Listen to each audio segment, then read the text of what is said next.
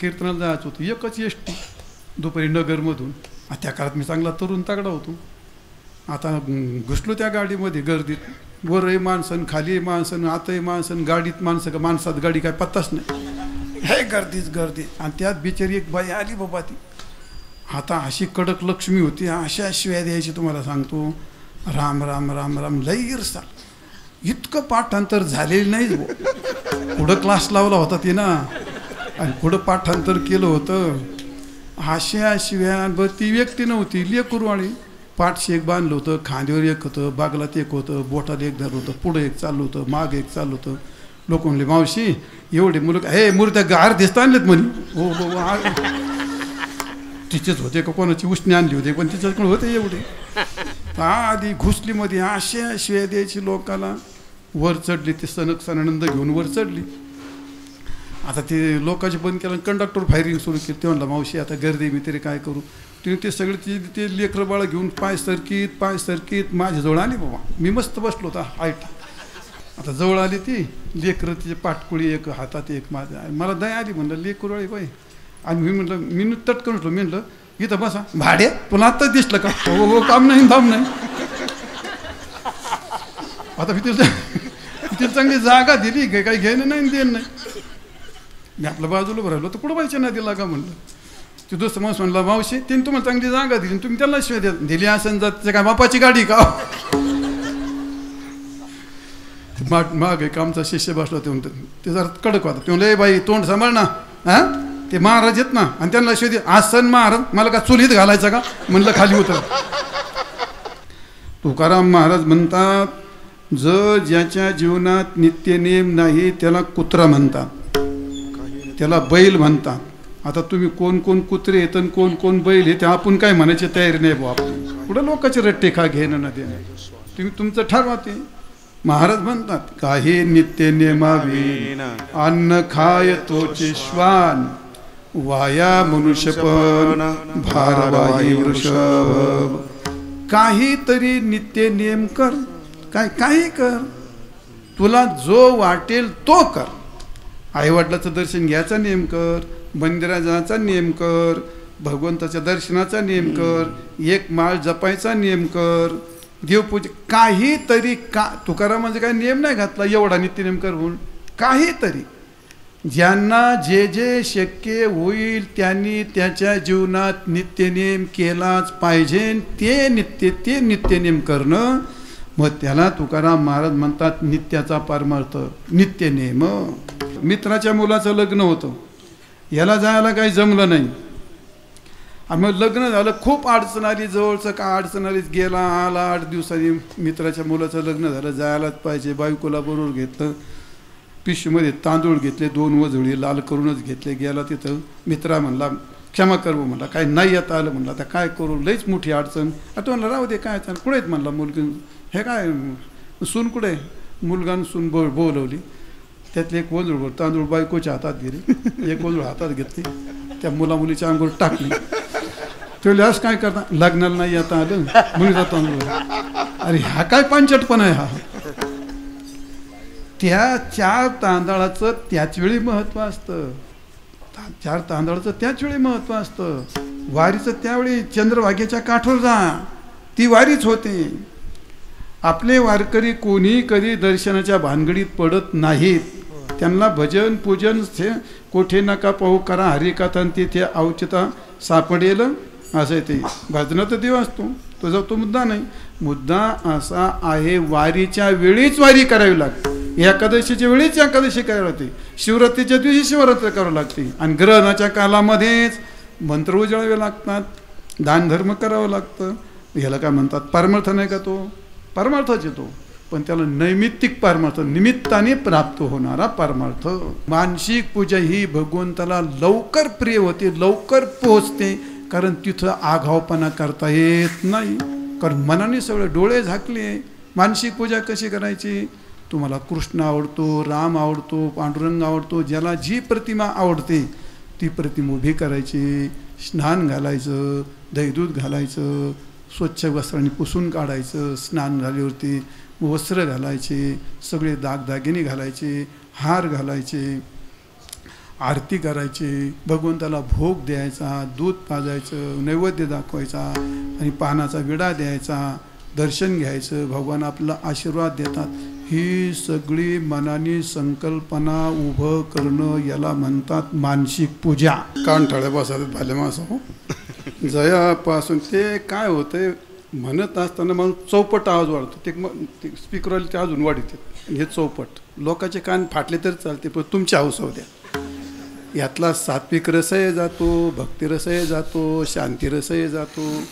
आता काय तुमची हौस, तुम्हाला कोणी गाठून मारलं तर काय घ्यावं आपलं, बरं आपलं.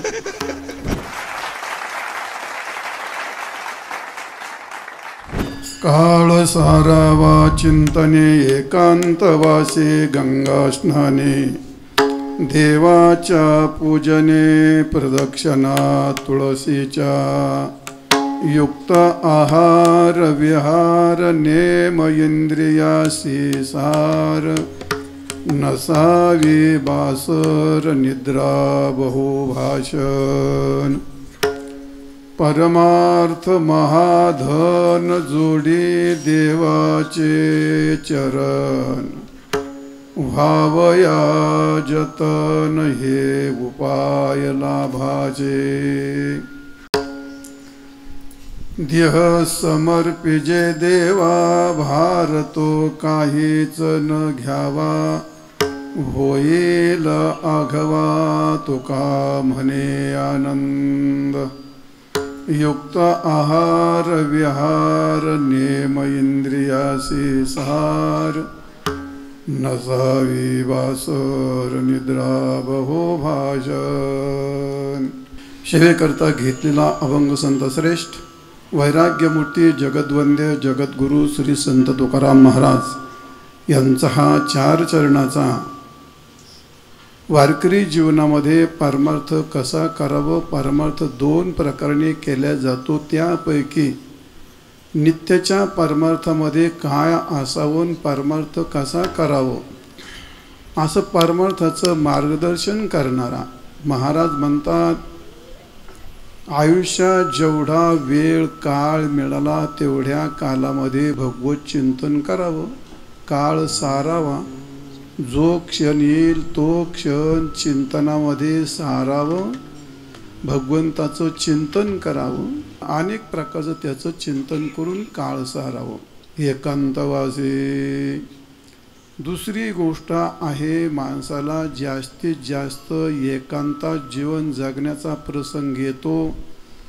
जीवन पूर्ण एकांताचं असतं, जन्म एकांतात होतो, जगणं पूर्ण एकांतात असतं, भोजन हे स्वतंत्रच असतं, सामुदायिक संडासला जात नाही, सामुदायिक काही लगविला जात नाही. भोजन करणं, शौच मार्जन करणं, झोपणं, प्रत्येक जीवनातली सर्व पंक्तीत बरोबर जरी बसला तर ते एकट्यालाच खायचं आहे, एकट्यालाच पचवायचं आहे. एकूण अखंड जीवन एकांतात असतं. परमार्थ करण्याकरता एकांत फार गरजेचा आहे. ज्या माणसाला एकांत कळतो, एकांत पचतो, त्याचं जीवन आनंदी असतं. ज्याला लोकांत आवडतो, लोकांतात जातो, ज्ञानेश्वर महाराज म्हणतात तो अत्यंत अज्ञानाचा पुतळा आहे तो. म्हणून एकांत तुका म्हण्या आम्हा एकांताचा वास, आणि ब्रह्मी ब्रह्मरस शिव सदा. म्हणून जेवढा वेळ मिळाला तेवढा भगवत चिंतनात घालावं, एकांतात चिंतन करून घालावं. चिंतन एकांत सेवन, देवाच्या पूजने, भगवंताच्या प्रतिमेचे, संतांच्या प्रतिमेचे पूजन करावं. देवाच्या प्रदक्षिणा तुळशीच्या, आणि नित्य नियमाने तुळशीला पाणी घालून तुळशीच्या प्रदक्षिणा कराव्यात. चिंतन करावं, एकांत सेवन करावं, देवाचं पूजन करावं, तुळशीच्या प्रदक्षिणा कराव्यात. हा नित्याचा परमार्थ झाला. तो परमार्थ करत असताना काय करावं? युक्त आहार. परमार्थ करणाऱ्या माणसाने सैराट सुटल्यासारखं कुठेही खाऊ नये. कुठेही खातो, तू काय जनावर हेस का तू काय पशु हेस? जी माणसं भक्त म्हणवतात, जी माणसं वारकरी म्हणवतात, जी माणसं मारकरी म्हणवतात, त्या माणसाला खायचं ते खा, ज्यावेळी खायचं त्यावेळी खा, ज्या जागेवर खायचं त्या जागेवरती खा. नापास व्हायचं असलं तर कुठं जावं लागतं? शाळेतच जावं लागतं. आणि पास व्हायचं असलं तर कुठं जावं लागतं? शाळेतच जावं लागतं. पास नापासाची डिग्री घेण्याकरता हो किंवा नाही याच्याकरता स्कूलमध्ये जावं लागतं. स्कूलमध्ये गेलं का त्याला नियम येतात.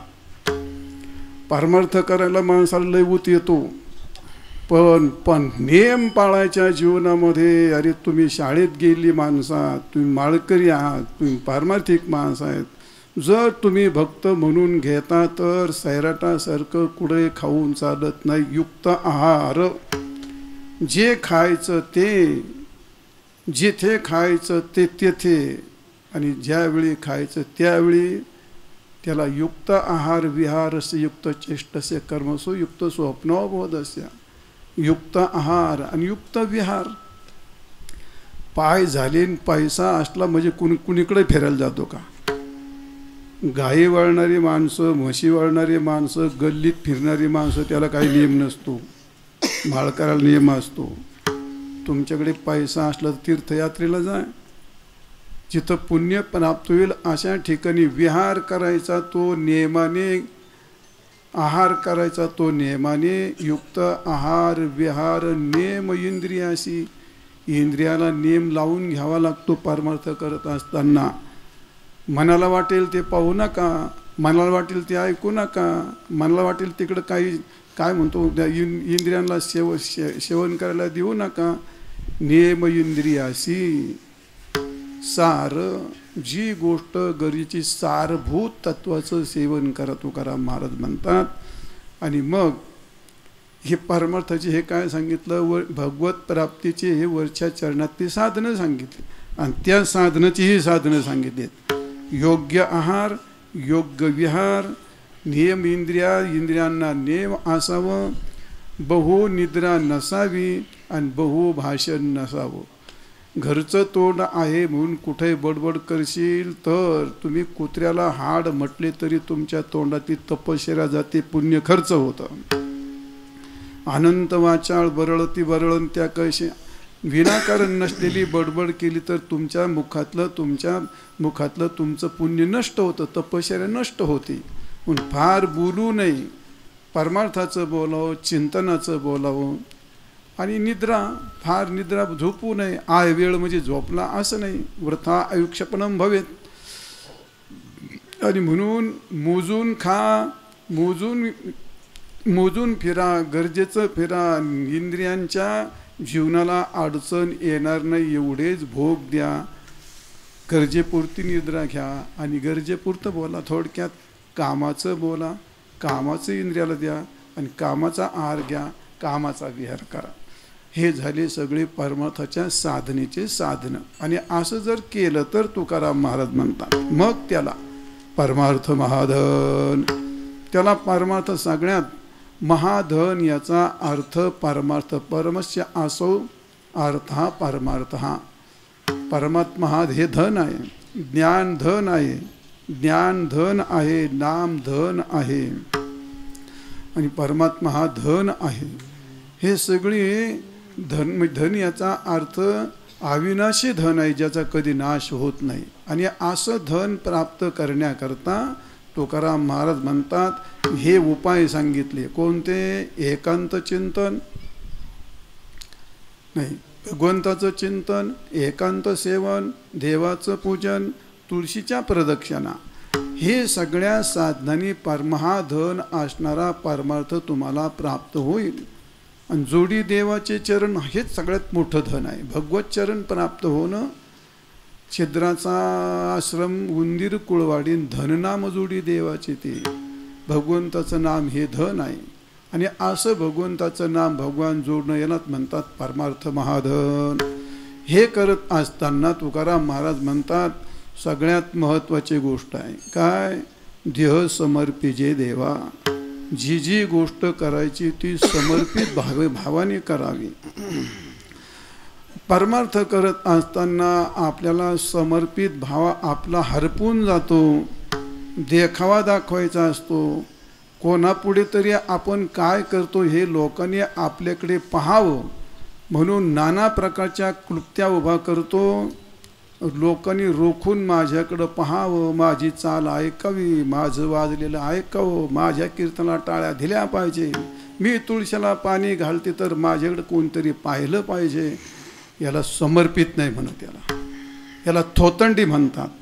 या माणसांना थोतंडी म्हणतात. ही त्याचाही तोटा करून घेतात आणि समाजाचाही तोटा करतात ही माणसं. समर्पित भावाने याचा अर्थ, त्या दोन अर्थ असतात. तुम्हाला कळत इतकं मला माहीत नाही. कोणत्याही कृतीमध्ये कर्तृत्वाचा मद टाकावा लागतो आणि फलाचा रसास्वाद टाकावा लागतो. फलासक्ती आणि कर्तृत्वाचा अभिमान टाकून जे केलं ते तुमच्या पदरात पडतं. त्याच्यात का तुमचा अभिमान घुसला का ते समर्पित भाव होत नाही. तुकोबाराय सांगतात, देवाची चाडे आळवावे देवा. आणि मग ओस देह भावा पाडून या. जे जे करतो त्या त्या कालात आपल्याला विसर झालाच पाहिजे आणि नसला हो तर प्रयत्न करणं गरजेचं असतं. आणि म्हणून महाराज म्हणतात, देह समर्पिजे देवा. जी साधना केली ती भगवत समर्पित, कोणत्याही फलाची अपेक्षा नको आणि मी केल्याचा अभिमान नको. याला म्हणतात समर्पित भाव. परमार्थातली निष्कामता ऐकायला पण झेपत नाही माणसाला.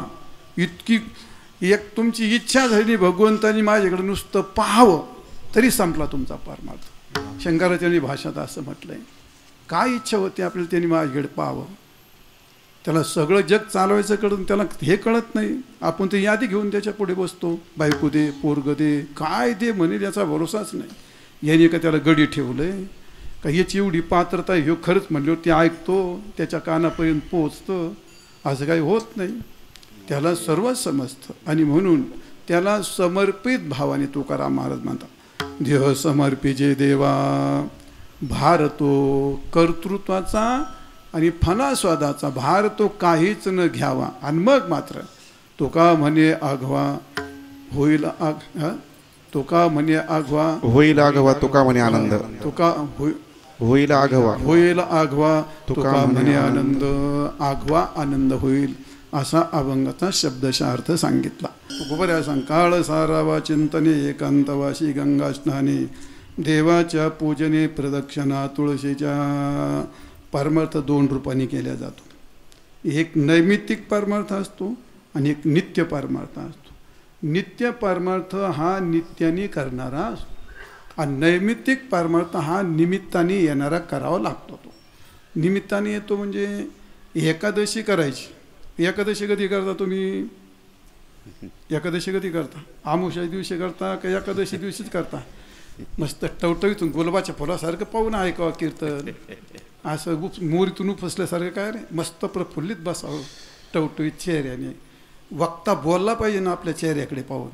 मूर्त्यासारखं बसलं तर कीर्तन करायची हवा काढून घ्यायचं काम हो तुमचं ते. वक्ता तो वक्ता, वक्ता तो वक्ता नव्हे श्रोते. तुम्हाला चांगलं पाठांतरी राव. एकादशी करतो तो. एकादशी आज त्याला मित्राच्या लग्नाला जायचं होतं. एखाद्या दिवशी बायकोल म्हणला तर काही जाता येत नाही, मी आजच एकादशी धरतो. जमत का ते? आजच एकादशी धरून चालत नाही. एकादशी ती दिवशीच एकादशी धरावं लागते. असं आहे. शिवरात्रीला त्याला कुठं जायचं होतं, लांब प्रवास होता, म्हणलं आजच शिवरात्र धरून टाकतो. नाही चालायचं, शिवरात्री दिवशी शिवरात्र धरावं लागते. आणि आषाढीची वारी कधी गेला तर त्याला वारी म्हणत नाही, त्याला दर्शनाला गेलं असं म्हणतात. तुम्ही भलत्या वेळी जर जाल पंढरपूरला तर त्याला वारी नाही म्हणत. त्याला वारीच्या टायमाला जावं लागतं. मित्राच्या मुलाचं लग्न होतं, याला जायला काही जमलं नाही. आणि मग लग्न झालं, खूप अडचण आली. जवळचं का अडचण आली, गेला आला 8 दिवसांनी. मित्राच्या मुलाचं लग्न झालं, जायलाच पाहिजे. बायकोला बरोबर घेतलं. पिशवीमध्ये तांदूळ घेतले, 2 वजळी लाल करूनच घेतले. गेला तिथं. मित्रा म्हणला क्षमा करू म्हणला, काय नाही येता आलं म्हणलं, आता काय करू, लईच मोठी अडचण. आता म्हणलं राहू दे, काय अडचण. कुठे आहेत म्हणला मुलगी. हे काय सून कुठे? मुलगानं सून बोलवली. त्यातले एक वजूळ तांदूळ बायकोच्या हातात गेले, एक वजूळ हातात घेतली, त्या मुला मुलीच्या अंगावर टाकली. तो लस काय करता लग्नाला नाही आता आलं म्हणून जातो. अरे ह्या काय पांचटपणा आहे हा. त्या 4 तांदळाचं त्याच वेळी महत्व असतं. 4 तांदळाचं त्याच वेळी महत्व असतं. वारीचं त्यावेळी चंद्रभागेच्या काठावर जा, ती वारीच होते. आपले वारकरी कोणी कधी दर्शनाच्या भानगडीत पडत नाहीत. त्यांना भजन पूजन कोठे नका पाहू करा हरिकथा तिथे औचिता सापडेल असं ते भजनाचा देव असतो. तो जो तो मुद्दा नाही. मुद्दा असा आहे वारीच्या वेळीच वारी करावी लागते. एकादशीच्या वेळीच एकादशी करावी लागते. शिवरात्रीच्या दिवशी शिवरात्री करावी लागते. आणि ग्रहणाच्या कालामध्येच मंत्र उजळावे लागतात, दानधर्म करावं लागतं. ह्याला काय म्हणतात परमार्थ नाही का? तो परमार्थच येतो, पण त्याला नैमित्तिक परमार्थ, निमित्ताने प्राप्त होणारा परमार्थ. आणि काही नित्य परमार्थ असतो. तो नित्य परमार्थ या अभंगात सांगितला. नित्याने करायचा, चिंतन नित्याने करायचं, एकांत नित्याने, एकांत श्रवण नित्याने करायचं, देवाचं पूजन नित्याने करायचं, तुळशी प्रदक्षिणा तुळशीला पाणी नित्याने घालायचं. नित्य नेम करणं त्याला वारकरी म्हणतात. ज्याच्या जीवनात नित्य नेम नाही त्याला वारकरी म्हणत नाही. तुकाराम महाराज म्हणतात, ज्याच्या जीवनात नित्य नेम नाही त्याला कुत्रा म्हणतात, त्याला बैल म्हणतात. आता तुम्ही कोण कोण कुत्रे येत आणि कोण कोण बैल हे ते आपण काय म्हणायची तयारी नाही भाऊ. आपण पुढे लोकांचे रट्टे खा घेणं न देणं, तुम्ही तुमचं ठरवा. ते महाराज म्हणतात, काही नित्य नेमावी अन्न खाय तोचे श्वान, वाया मनुष्यपण भारवाही वृषभ. काहीतरी नित्य नेम कर, काही कर, तुला जो वाटेल तो कर. आईवडिलाचं दर्शन घ्यायचा नेम कर, मंदिरात जायचा नेम कर, भगवंताच्या दर्शनाचा नेम कर, एक माळ जपायचा नेम कर, देवपूजा काहीतरी. तुकारामांचा काही नियम नाही घातला एवढा नित्य नेम कर म्हणून. काहीतरी ज्यांना जे जे शक्य होईल त्यांनी त्याच्या जीवनात नित्यनेम केलाच पाहिजे. ते नित्यनेम करणं, मग त्याला तुकाराम महाराज म्हणतात नित्याचा परमार्थ, नित्यनेम. ज्याला देव भेटतो, कोणाला भेटतो देव? तो वारकऱ्यालाच भेटतो. देव वारकऱ्यालाच भेटतो. कीर्तन ऐकत माणसं तुमच्याच गावची माणसं असतील ते. मी तुमची पुढे हातडी तुडते तिकडे काय पाहता? गंमतच आहे तुमची. टकलं बसला तसं 2 तास सगळ्या अंगाचे कान करून ऐकावं, शब्द न शब्द. काय सांगत होतो तुम्हाला? काय घेणं काय सांगा ना, घडीभर बसायचं. काय सांगत होतो पोरी? नियम नित्य नियम तर ते सांगतच होतो, पण त्यातलं काय सांगत होतो? नित्य काही नित्य नियम देव भेटतो. सांगतो देव भेटतो तो वारकऱ्याला भेटतो. पण कोणत्या वारकऱ्याला भेटत? जो नित्याने वारी करतो त्याला भेटतो. बरोबर आहे का नाही? जो नित्याने करतो त्याला देव भेटतो. मग नित्याने करणं महत्वाचं आहे. भगवान त्याच्याच जवळ राहतो, भगवान त्यालाच भेटतो. कोणाला? जे नित्यनेम करतात त्यांना. ज्ञानेश्वर महाराज म्हणतात, नित्यनेम नामे ते प्राणी दुर्लभ, लक्ष्मी वल्लभ तया जवळी, लक्ष्मी वल्लभ तया जवळी, लक्ष्मी वल्लभ नित्यनेम नामे. म्हणा बाबा. आता मला का असं म्हणता येतं? तुम्ही कोणी म्हणत नाही, मी म्हणतो नित्य नेम नामे ते प्राणी दुर्लभ. आता काय तुमच्यासारखे डोंगरा एवढे माणसं म्हटलं आम्हाला धड म्हणताय ना, तुमची भीती वाटती. नित्य नेम काय? नित्य नेम नामे ते प्राणी दुर्लभ, लक्ष्मी वल्लभ तया जवळी. तीच वारकरी मंडळी अत्यंत दुर्लभ आहे. कोणती? नित्यनेम करणारी. आणि म्हणून काहीतरी नित्यनेम करा, काहीतरी करा. असं काही तुम्हाला बंधन नाही, पण कुठला तरी नित्यनेम केला तर त्याला भगवत प्राप्ती होतं, असं ज्ञानेश्वर महाराजांचं म्हणणं आहे. आणि जर नित्यनियम नाही केला तर त्याला काही नाही. गावामध्ये सप्ताह चालू होता. एक बिचारी माऊली फार भाविक होती. ती आपल्या पतीला रोज म्हणायचे, अहो चला जा ना तुम्ही कीर्तनाला, जा कीर्तनाला जा. तो काय कीर्तनाला जायना बाबा. बरेच दिवस गेले, तो मंदिरात जायना, कीर्तनाला जायना, पोथी वाचेना, देवपूजा करेना. त्याचं खाणं पिणं सगळं चालू. तो काय बंद व्हाय ना. मग तिनं वेगळा फंडा काढला.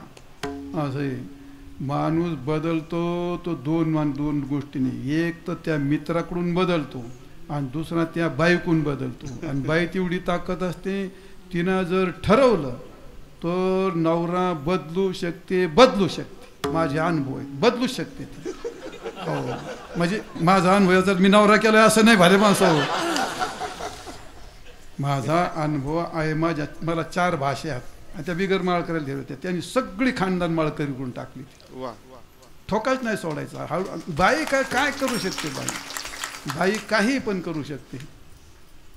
आणि म्हणून काय नित्यनेम करत असताना असं म्हातारपण लिंग तुटून जाते. ती बाई होती, ती सांगायची नवऱ्याला, ती काय ऐकत नव्हता. मग तिने वेगळा फंडा तयार केला. ती रोज एक महाराजाला घरी घेऊन यायची आणि त्याला उपदेश करायला लावायची. ते महाराज यायचे, चहा प्यायचे, दूध वगैरे घेतलं किंवा बोल, हो इकडे या गणपतराव बसा. काय, अरे देवपूजा करत जाओ, मंदिरात जाओ, गंध लावीत जाओ, आमकं करत जाओ. तो आपला गप बसून राहायचा. त्यांनी एक महाराज, 2 महाराज, 3 महाराज वाटं लावली. ते 4थे महाराज ते म्हणलं, जोगड्या म्हणला, तुला काय खायचं प्यायचं ती माझी बायकून तू म्हणला तिकडं, आपल्याला काय हे सांगायचं नाही म्हणला तिकडं. नाही तुला मी आपलं उठून चाललो म्हणला. 4 महाराज तर गेले आणि 5वा महाराजाला माझ्यासारखा खमक्या मिळाला. त्याला आणला त्या बाईने. बाबा या म्हणले, बाबा आमच्या मालकाला काहीतरी सांगा. झालं, आले महाराज. अरे गणपतराव येईन इकडं. ते मला नका सांगू, ते काय सांगा, ते बायकोला सांगा आपल्याला. इकडं ते येशील का नाही. बरं आला. काय म्हणला, अरे देवपूजा कर झालं का तुमची कटकट सुरू. म्हणला मी ते नको म्हणतो, तुम्ही ते सांगता. मग तू काय करतो.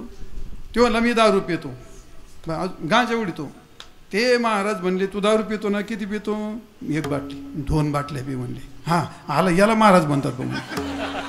आपल्याला असा महाराज आवडतो म्हणतो, ह्याला महाराज म्हणतात. पुढे सरकून बसला. तो गांजा उडीतो. किती उडतो. एवढा, अजून एवढा उड म्हणले. आता काय अडचणी. त्याला वाटलं असे महाराज पाहिजे. मग तू सगळं कर म्हणले. देवपूजा करू नको, काय हे करू नको, नुसता गंध ते नाही जमायचं म्हणला. ते नाही जमायचं. तो काय कासरा अंगाला लागून द्यायना. शेवटी महाराज म्हणले, बरं जाऊ दे, सगळं सोड. जो मनुष्य गंध लावतो त्याचं तोंड तर पाहशील का नाही.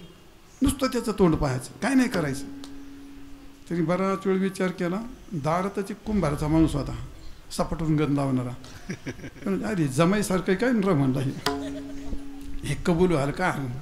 ते म्हणला बरं हे एवढं जमल म्हणला, गंध लावण्याचं तोंड पाहायला काय हरकत नाही म्हणे. बरं तेवढं वचन दे म्हणले. दिलं वचन. एक लक्षात ठेवा, जी माणसं दारू पिणारी असतात, गांजा वाढणारी असतात, जर ती माणसं असे रिटर्न फिरले तुमच्यापेक्षा 4पट निष्ठेवान असतात.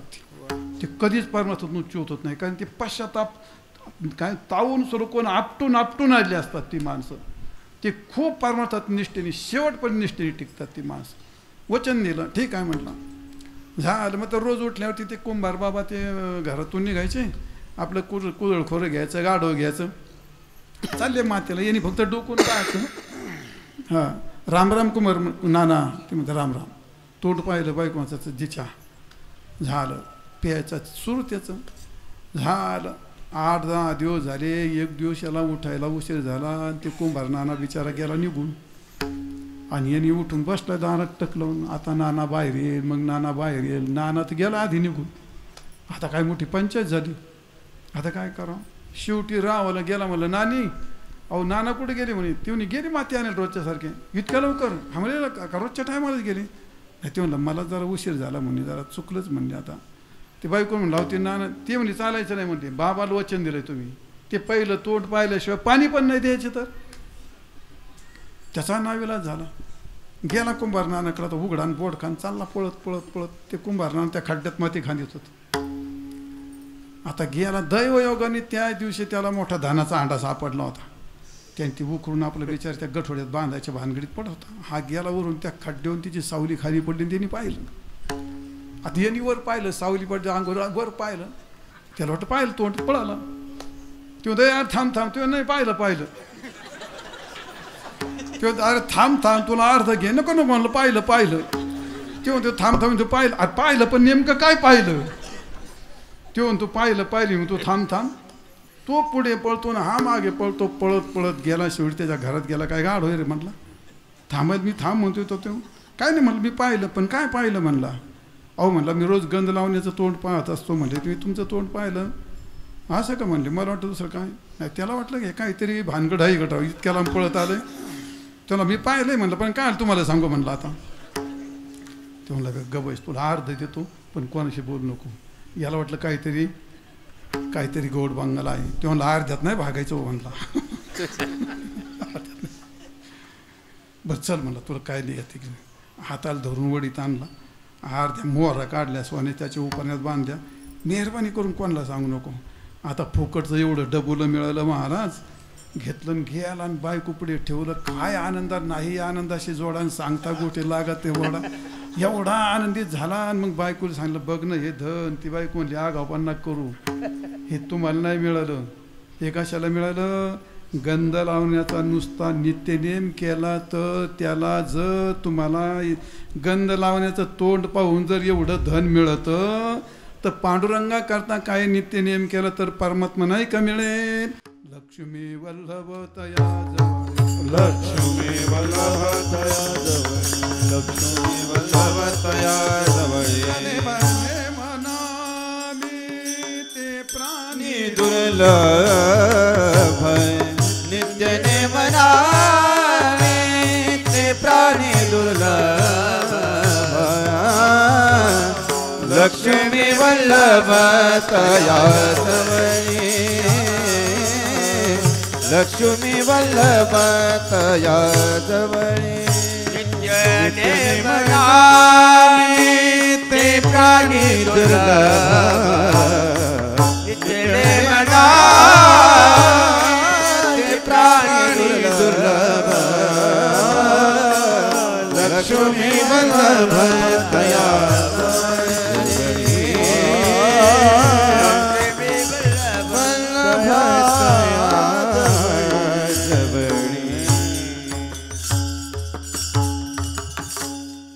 नित्य नेम नामे ते प्राणी दुर्लभ, लक्ष्मी वल्लभ तया जवळे. तुकोबाऱ्या सांगतात काही नित्य नेमावे, काहीतरी नित्य नेम कर. काही नित्यनेम केला नाही तर तुकाराम महाजने त्याला काही नित्यनेम कर. खरं बोलायचं नित्यनेम कर. दारात कोणी आला त्याला काही द्यायचा नित्यनेम कर. तीर्थाला जायचा नित्यनेम कर. दारात संत आले पूजनाचा नित्यनेम कर. काहीतरी नित्यनेम कर. न केला तर काय होतं? तुकाराम महाजनी यादी वाचली. महाराज म्हणतात त्याचा होय भूमिभार, त्याचा होय भूमिभार. नेने जातीचा आचार झाला दावेदार. आणि भोगवी आघोर पित्रासी, त्याचा भूमीला भार होतो. नेने जातीचा आचार, आपल्या याती ज्या जातीत ज्या समाजात ज्या पंथात ज्या धर्मात जन्मला त्याला त्याचं हे प्रमाण पाळावंच लागतं. नेने जातीचा आचार झाला दावेदार. आणि भोगवी आघोर पित्राशी तुकाराम महाराज म्हणतात त्याचा त्याच्याकरताच जन्म आला आहे का तो आपल्या पित्रांना पण नरकाला घालवू शकतो. म्हणून नित्यनेम काहीतरी नित्यनेम केला पाहिजे. तुकाराम महाराज म्हणतात अखंड अशुभवाणी, खरे न बोले स्वप्नी, पापी तया उनी अनेक नाही दुसरा. अखंड अशुभवाणी एवढं तर कर. वाईट नाही बोलायचं एवढं तर नित्यनेम करू शकतो ना. झालं बंद केलं. काय खरं बोलायचं. काय सत्य बोलणं हे सत्यम ब्रूयात प्रियम ब्रूयात न ब्रूयात सत्यम प्रियम. आपली तुकाराम महाराज म्हणतात आपली वाणी सत्य बोलाव. सत्य बोले मुखे दुखवे अनेकांच्या दुखे. सत्य बोला पण नाही जमत नको बोलू सत्य. पण ज्ञानेश्वर महाराज म्हणत तैसे साच्या निमावा मित्री आणि रसाळ शब्द जैसे कल्लोळ. जे बोलायचं ते कमीत कमी खरं बोला. नाही बोलले तर गप बसा. पण अशुभ तरी बोलू नका ना. पण अखंड अशुभ ज्याने जसं काय एकाचं व्रतच घेतलंय. मी तुम्हाला आता सांगितलं माणसं अपशब्द बोलले तर त्याच्या मुखातलं सगळं तप जातं, पुण्य जातं.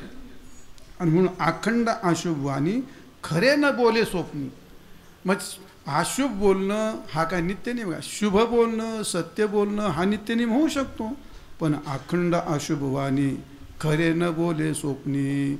मग अशुभ कधी बोलू नये असं आहे. अशुभ जर बोलला तर त्या घराच्या दारामध्ये चारी दिशेला त्या देवता बसलेल्या असतात, त्या तथास्तु म्हणत असतात. आणि म्हणून अखंड अशुभ कधी वाणी, अशुभ न बोले अखंड अशुभ वाणी आणि खरे न बोले स्वप्नी. काही माणसाला सवय असते. मराठवाड्यातली मुलगी पुण्यासारख्या ठिकाणी दिली. आता ते मराठवाडा त्यांचं काय ते फार लय मोकळं ढाकळं काम असतं. मग आता इथं जमवायला आले ते. आता पुणेरी माणसं म्हणजे काय होतं ते काय तुम्ही पुण्यातले माणसं तुम्हाला काय सांगायचं ते सगळं अगदी रेषेत असतं. सगळं खाणं पिणं बोलणं बिणणं सगळं रेषेत. हा ते मराठवाड्यातली माणसं आली. पण हे पुण्यातलं कुटुंब मोठं होतं. झालं मग आल्यानंतर पण तिथे एक म्हातारी होती. त्यांची आजी. ती आजी इतकी खवचट होती. काहीतरी बोलायची, लई बडबड करायची. सगळं त्यांचा कार्यक्रम झाला. सगळं ते निघाले. म्हणले काय करावं आता तुम्ही लग्नाला येताल तेवढी या म्हातारीला काय आणू नका म्हणले. आजीला काय आणू नका. तुम्ही का अहो ते काहीतरी मध्ये लग्नात बोलून म्हणले. बरं म्हणले नाही आणायचं म्हणले. आता त्यांचंही वय झालं म्हणले कायला घेऊन यायचं. झालं लग्न निघालं. त्या काळात नातू म्हणला आजी तू नको येऊ. मुलं म्हणले आई तू नको येऊ. का अरे तू तर काहीतरी बोलशील. बाबा मी कायला काय बोलू. पिंडा एवढा भात खाईल मड्यासारखी पडून राहील. मी कायला काय बोलू. म्हणजे इथूनच सुरुवात केली. पिंडा एवढा भात खाईल मड्यासारखी पडून राहील. नको नको तू येऊच नको. पण आता कशाची लग्न मोठ्याचं 10-5 गाड्या. म्हातारी केव्हाच आंघोळ करून नवे कपडे घालून कोणत्या गाडीत घुसली बसली गेली तिथं खाली उतरली पाहिली आजी. अरे भाऊ आजी आली भाऊ म्हणली. आता लग्न केव्हा लोकांच्या हातात जातं. ते काय आपल्या हातात राहत नाही. नवरीच्या बापाच्या हात काय राहत नाही. तिची मस्त इच्छा असते वेळेवर लागावं. पण ते बिचारे नाचणारे आता एवढे दिल्लीहून आलेले असतात. ते काय साधं काम आहे काय ते. आता अवघड ह्या समाजाला कोण दापील हे काय माहीतच नाही. काल त्या डीजे पुढे नाचताना एक मेलं. आता तेच नेत्याने जर ठरवलं तरच मेळ खाणार आहे. त्यांना मेळ नाही खात ते. आता आजी उतरली. आता लग्न झालं का झाला गोंधळ. काहीतरी उशीर झाला अमका तमका. ते म्हातारा एक भलता बेगाडा मांडाच्या दारापुढे म्हातारा म्हणेन आना नवरी काय जाळा नवऱ्याचे तोंड आना नवरी रांडण जाळा नवऱ्याचे तोंड. तो म्हातारा बिघडल्यानंतर म्हातारी बिघडली. ती म्हणजे ह्या सगळं लग्न असतं काय ना आमकं झालं. आता म्हातारी तापली. बाई माणसं तापायला काय वेळ लागत नाही. कुठं तापन आणि कोणावर तापन मग इथल्या सोडून रे बाबा तिकडचं सांगतो. अशी तापली म्हातारी. आता तिथे ते लग्नातला माणूस होता. आयला म्हणले म्हातारी चचली नाही का अजून. ती म्हणली चचली नाही म्हणजे रे आली का पंचायत. आता चचली नाही म्हणजे मिली नाही का. आता म्हणलं चचली नाही का. आता तिची मला म्हणले काय रे हे काय म्हणतो चचली नाही म्हणजे काय. ते म्हणलं अगं आई ती म्हणली म्हातारी जेवली नाही का अजून. ते म्हणलं अरे बाबा हो तुम्हाला काय वेळ लागलं का. एवढ्या लग्नामध्ये आधी नवरदेव चचन नवरी चचन नवरदेवाचं सगळं वरड चचन नवरीकडचं सगळं वरड चचन. आणि माझ्या म्हातारी माणसं काय चचली तर चचली नाही चचली. अखंड अशुभवाणी. आता काय ताप आहे बाबा ही गोष्ट. माणसाच्या वाणीमध्ये अशुद्ध शब्द आला तर तो माणसाचं पुण्य नष्ट करतो. म्हणून अखंड अशुभ वाणी. काही माणसाचं तोंड दाबलं तरी ते कधी गप बसतच नाही. महाराज मी नवीन कीर्तन करायला लागलो होतो. आमच्याकडे एक आगडगाव आहे. डोंगरात हे गाव. ते लयच मोठमोठे दगड. आगडगाव दगडगाव त्याचं नाव असते आगडगाव दगडगाव. आणि त्या गुरुजा मी तिकडं मला कीर्तनाला जायचं होतं. एकच एसटी दुपारी नगरमधून. आणि ते सगळे दुधाचे मडके ते काय केन ते इतकी गर्दी त्या गाडीत. गर्दीला काय शेमाच नाही. त्या काळात मी चांगला तरुण तगडा होतो. आता घुसलो त्या गाडीमध्ये गर्दीत. वरही माणसं खाली माणसं आतही माणसं गाडीत माणसं का माणसात गाडी काय पत्ताच नाही. हे गर्दी. आणि त्यात बिचारी एक बाई आली बाबा ती. आता अशी कडक लक्ष्मी होती. अशा शिव्या द्यायची तुम्हाला सांगतो. राम राम राम राम लई इरसाल. इतकं पाठांतर झालेलं नाही. पुढं क्लास लावला होता ती ना. आणि पुढं पाठांतर केलं होतं. अशा शिव्या. बरं ती व्यक्ती नव्हती लेकरूवाळी. पाठशी एक बांधलं होतं. खांद्यावर एक होतं. बागलात एक होतं. बोटाला एक धरलं होतं. पुढं एक चाललं होतं. माग एक चाललं होतं. लोक म्हणले मावशी एवढे मुलं हे मूर्त्या गार दिसत आणलेत म्हणे. हो तिचेच होते का कोणाची उसणी आणली होती पण तिच्याकडे होते एवढे. आधी घुसलीमध्ये अशा शिव्या द्यायची लोकाला. वर चढली ते सनक-सनानंद घेऊन वर चढली. आता ते लोकांचे बंद केलं. कंडक्टर फायरिंग सुरू केली. ते म्हणला मावशी आता गर्दी मी तरी काय करू. तिने ते सगळे ते लेकरं बाळं घेऊन पाय सरकीत माझ्याजवळ आली बाबा. मी मस्त बसलो होता हाईट. त्या काळात एस टी जर जागा मिळाला ना गुरुजी आणि खिडकी तोंड जर मिळाला असं दिल्लीहून स्वारी करून आल्यासारखा मस्त असं हाईट बसायचं. लईच काहीतरी वाघ मारून आला जागा मिळाली. मी आपलं बसलो होतं असं डोक्याला बांधलं उपरणं असं. आता जवळ आली ती लेकरं तिचे पाटकुळी एक हातात एक माझ्या. मला दया आली म्हणलं लेकरवाळी बाई. आणि मी म्हटलं मी तटकन उठलो. मी म्हटलं इथं बसा. भाडे तुला आत्ताच दिसलं का? हो काम नाही धाम नाही. आता मी तिला चांगली जागा दिली काही घेणं नाही देणं नाही. मी आपल्या बाजूला भरायलो तर कुठं पाहिजे ना दिला का म्हणलं. ते दुसरं माणूस म्हणला मावशी तिने तुम्हाला चांगली जागा दिली तुम्ही त्याला शिवाय दिली असेल जात काय बापाची गाडी का? माग एक आमचा शिष्य बसला ते म्हणतो ते जरा कडक होता. ते म्हणलं बाई तोंड सांभाळ ना. हा ते महाराज येत ना आणि त्यांना शिवाय आज सण महाराज मला का चुलीत घालायचा का म्हणलं खाली उतर. याला काय म्हणतात? हा मुखी अमृताची वाणी अखंड शुभवाणी खरे न बोले स्वप्नी पापी तया होणे अनेक ना हे दुसरा पोट पोशी एकला भूतदया नाही ज्याला पाठीला गेल्या आतिताचे दारासी नाही तीर्थाचे भ्रमण काही संतांचे पूजन आणि यमाचे अंधन थोरसीन पावेल. संपवतो तुकाराम महाराज नाही का शेवटचं. तुका म्हणे त्यांनी केली मनुष्यपणा हानी देवा विसरूनी गेली म्हणती मी माझी नित्यनेम माणसाच्या जीवनात केलाच पाहिजे. तुकाराम महाराज म्हणतात कसा नित्यनेम करायचा? महाराज म्हणतात काळ सारावा चिंतने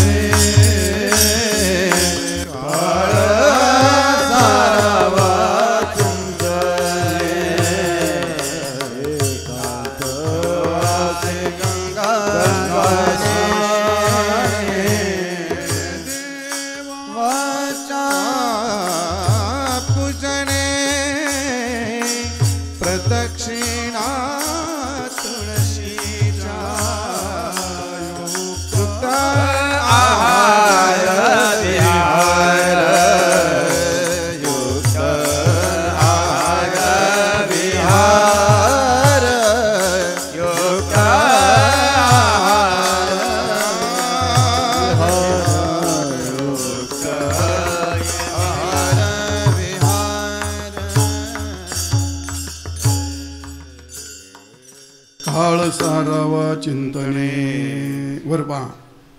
सगळ्यात सोपा परमार्थ पूजा करायची नामस्मरण करायचं दान धर्म जे करायचं ते गुरुजी त्याला देश काल आणि व्यक्ती लागते म्हणजे लागतेच. काही परमार्थ करा तुम्ही पण एक परमार्थ असा आहे त्याला चिंतन म्हणतात. नुसता मुर्दा पडला तरी त्याला चिंतन संडासात बसला तरी स्मरण करता येतं.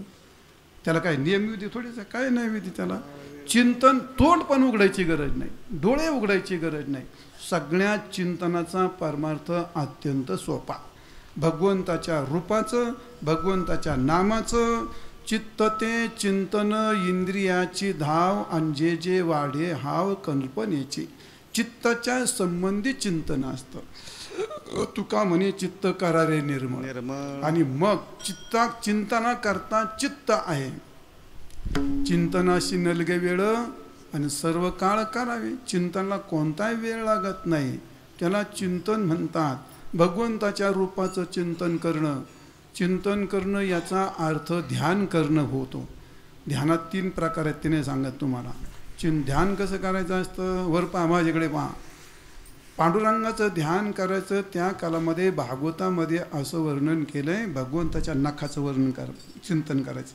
भगवंताचे नख किती सुंदर आहेत, पाय किती सुंदर आहेत, पायातले तोडे किती सुंदर आहेत, पिंढऱ्या किती चांगल्या आहेत, भगवंताचा पित्तांबर किती छान आहे, भगवंताची कटी कशी आहे, कटीचा कडदोरा कसा आहे, नाभी प्रदेश कसा आहे, भगवंताची नाभी कशी गोड आहे, त्याचं पोट कसं आहे, त्याचं वक्षस्थल कसं आहे, वक्षस्थलावरती असणारे दागिने कसे आहेत, दंडातले बाजूबंद कशा आहेत, आणि हातातल्या अंगठ्या कड्या मनगट्या कशा आहेत, डोक्यावरचा मुकुट कसा आहे, कानातले मकर कुंडल कशा आहेत, डोक्यावरचा मुकुटातला हिरा कसा आहे, त्याचं नाशिक किती सरळ आहे, त्याचे दात कसे आहेत, त्याचे होठ कसे आहेत, खालीहून वर आणि वरून खाली, याला म्हणतात ध्यानाचा प्रकार.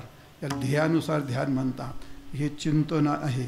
असं चिंतन करणं भगवंताचं रूप तो इतका सुंदर आहे.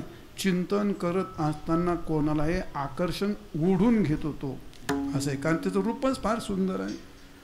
तुकाराम महाराज म्हणतात या ठिकाणी, सावळे सुंदर रूप मनोहर राहो निरंतर हृदयी माझ्या अनेक काहीच्या अमनाही चाड.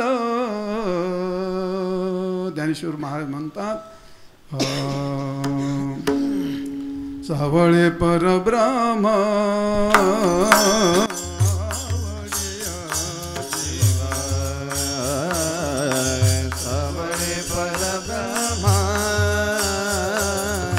आवळया जीवा, सावळे परब्रह्म आवळया जीवा, सावळे परब्रह्म आवळया जीवा.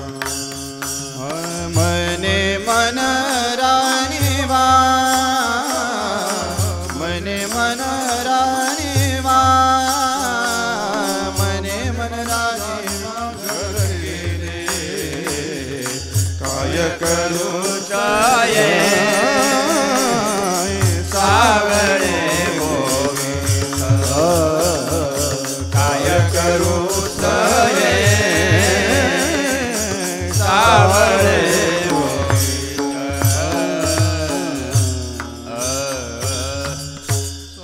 परब्रह्म आवडया जो, मने मनी राणीवा घर केले काय करू सये, सावळे गोवित. ज्ञानोबरायांची गवळण हे काय काय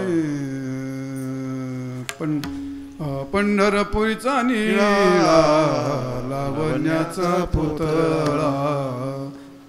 पुढे काय रे, विठ्ठल देखिला डोळा बाई वेधले हो मन तयाची गुणी. त्याचे गुण त्याचं रूप माणसाला वेधून घेतं. ज्या कालात भगवान गोपाल कृष्ण कालियाचं मर्दन करण्याकरता यमुनेच्या डोहात गेले, त्या कालात कालियाच्या पत्न्या होत्या 101, 100 राण्या. नागशे नागिनपुरी महाराज, नागिन किती जहर असते. त्या काळात भगवंताचं त्या बालाचं रूप पाहिल्यानंतर त्या नागिनी अशा तटस्थ झाल्या, इतक्या तटस्थ झाल्या. कोण माता अशी आहे, कशी विसरली, ह्या दुर्जनाच्या पुढे आली. इतकं अरे नागिनी त्याला पाहून भुलतात, इतका भगवान सुंदर आहे. प्रभू रामचंद्र ज्या कालामध्ये व अरण्यात गेले होते, त्या कालामध्ये ऋषीमुनी भगवंताचं रूप पाहिलं. शूर्पणखेने पाहिलं होतं की नाही, राक्षसीन भुलली होती का नाही. राक्षसीन काय म्हणली, मला माळ घाला म्हणली का, तुमचा शिष्य करून घ्या म्हणली का. मग काय म्हणली, मला बायको करून घ्या म्हणली. ती बरोबर आहे का नाही. ती भुललीच ना भगवंताच्या रूपाला. राक्षसीन असूनही गायी वासरं वगैरे आपण नेहमी काल्याच्या कीर्तनात ऐकतो. आणि मग त्या ऋषीमुनींना पण वाटलं भगवान कोण दशरथाचा पुत्र आलाय म्हणे. त्यांनी पाय लावलं तर दगडाची बाई होती. मग त्या सगळ्या लोकांना वाटतं कोर फळं खावत बायत, आपण केव्हा तरी आपल्याला काही पोहे शिरा काही नाश्ता बिष्टा खायला बरं पडेल म्हणून त्याने आपली दगडं उचलली. कशाला, बायको करून घ्यायला. आज बरी तशी व्यवस्था नसेल, आमच्या लोकांचे लय हाल चाललेत. कोणी बायकाही जाईना पोरला. आज तशी व्यवस्था असती तर त्याने प्रत्येकाने दगडं उचलली. दगडं उचलली म्हणजे काय, आता ज्याला जरा जाड पाहिजे होती जरा जाड घेतला, जरा पतली पाहिजे पतला घेतला, ज्याला गोरी पान पाहिजे होती गारगुटी घेतल्या, ज्याला काळी खाप पाहिजे होती असे दगडं घेतले डोक्यावरून. चालले लोक म्हणल्यावर कुठं बायको करून घ्यायला. गेले रामाच्या पुढे भगवंताच्या पुढे टाकले दगडं. आता काय सांगायचं होतं, देवा याला पाय लाव आणि आम्हाला बायका करून दे. दगड टाकले महाराज त्याच्याकडे. जेव्हा ऋषीमुनींनी पाहिलं आणि बास पूर्ण भुलून गेले, सगळे भुलून गेले. आणि काय म्हणले, आम्हाला बायको करून दे. म्हटलं काय म्हणले, देवा आम्हाला बायका करून घे. भगवान म्हणजे नक्की घेतो म्हणले, फक्त या अवतारात नाही, पुढच्या कृष्ण अवतारात. आणि म्हणून त्या गोपी सगळ्या ऋषीमुनी श्रुती आहेत. त्या मुद्दा तो नाही सांगायचा. भगवंताचं रूप इतकं असे पाहिल्या वेद लावीन बैशे जीवे जडून या, असं भगवंताच्या रूपाचं चिंतन, भगवंताच्या गुणाचं. आता भगवंताचे गुण तुम्हाला काय सांगू. आता ते गिरी गोवर्धनी निवचेला फार लांबच विषय, आता जाऊ द्या. फक्त एक शब्द सांगतो, रूपाचं चिंतन करावं, त्याचे गुण किती आहेत, भगवंताचा वेणू कसा वगैरे वगैरे, त्याच्या गुणाचं चिंतन, त्याच्या रूपाचं चिंतन, नामाचं चिंतन, त्याच्या लीलेचं चिंतन. असं चिंतन जर केलं तर तुकाराम महाराज म्हणतात, चिंतन हेच भगवत प्राप्तीचं सगळ्यात मोठं साधन आहे. गीता भागवत करीते श्रवण, अखंड चिंतन विठोबाचे, अखंड चिंतन विठोबाचे, अखंड चिंतन विठोबाचे. भागवत करीते श्रवण, अखंड चिंतन विठोबाचे.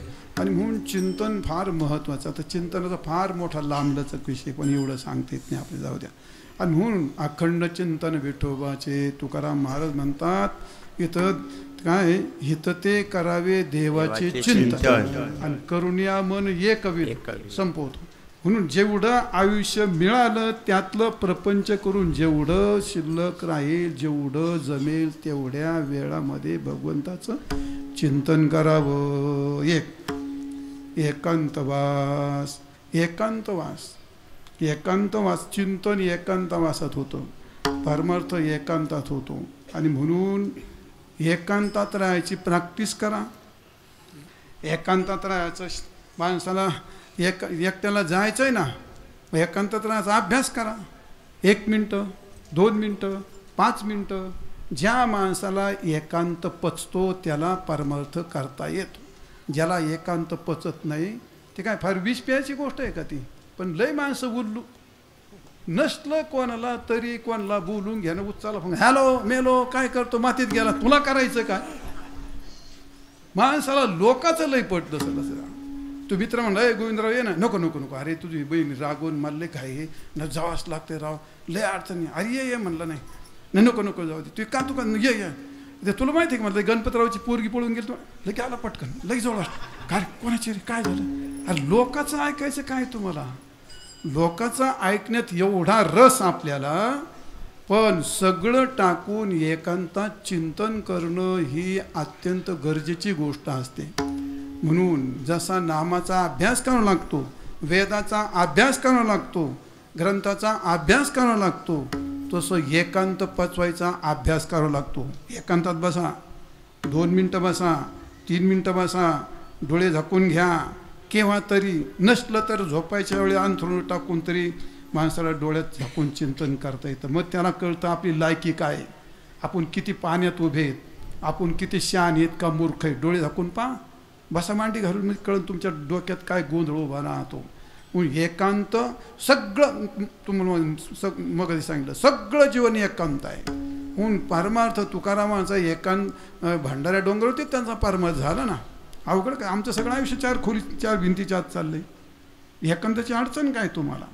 आणि म्हणून एकांतातच चिंतन होतं, एकांतातच भजन होतं, एकांतातच पूजन होतं, एकांत सेवन करण्यालाच परमात्मा प्राप्त होतो. जाऊ द्या.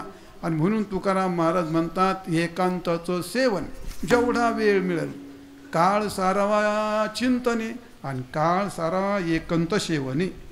देवाच्या पूजने, देवाचं पूजन करायचं नाही. काय राहिलं मध्ये, गंगा स्नानी काय महाराज म्हणतात, काळ सारावा चिंतने एकांतवासी गंगा स्नाने. गंगेचं स्नान, आता गंगा कुठून आणायची, मोठी पंचायत आहे ना. गंगा कुठून आणायची, गंगा आणता येत नसते, गंगाच नाही राहिली.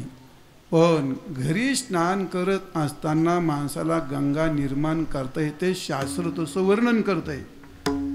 आता लोकांचे पूर्वीच्या काळात ते गंगाळ राहायचे, गंगाळ म्हणतात त्याला, ते गंगालय अर्थ आहे त्याचा. त्यात पाणी घेतलं का जेवढ्या तीर्थांचं आवाहन केलं तेवढे तीर्थ तिथं उपस्थित होतात. शब्दात सामर्थ्य आहे.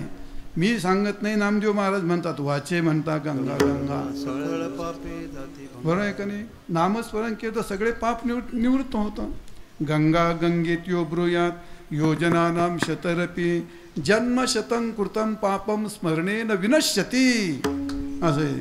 गंगेची यमुनेचैव गोदावरी सरस्वती नर्मदे सिंधू कावेरी जलस्मिन् सन्निधिं कुरु दृष्टात् हरित पापं पृष्ठात् रिधं प्रसंगेन यापि गंगा मोक्षदातु फल अवगाहिता.